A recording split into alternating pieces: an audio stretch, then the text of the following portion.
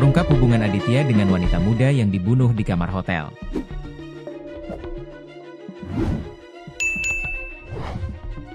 Polisi telah melakukan olah tempat kejadian perkara, TKP, pembunuhan Diah Novitasari, DNS, di kamar 203 Hotel Citra Dream Semarang, Jawa Tengah, Senin, 9 Juni 2025. Polisi menyebut Aditya Dwi Nugraha, tersangka kasus pembunuhan istri dari Joko Hutagaol, karena merasa tak puas dengan layanan ranjang korban.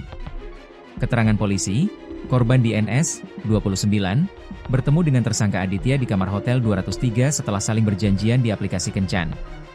Kasat Reskrim Polrestabes Semarang Ajun Komisaris Besar Polisi, AKBP, Andika Darmasena mengatakan, tersangka yang berasal dari Kendal merasa tidak puas atas pelayanan korban yang diduga terlibat dalam praktik prostitusi online.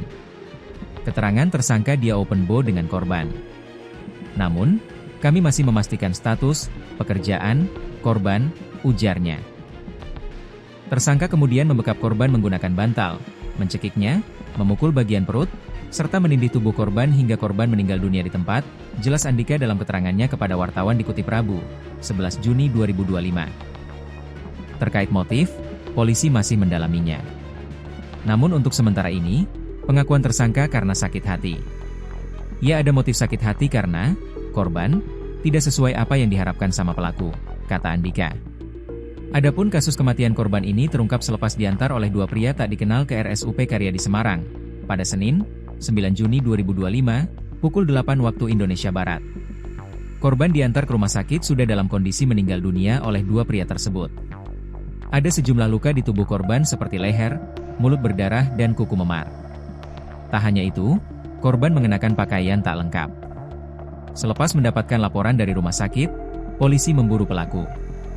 Polisi menyisir kasus ini dengan memintai keterangan dari dua pria yang mengantarkan korban ke rumah sakit. Andika melanjutkan, pihaknya juga memeriksa hasil rekaman CCTV hotel.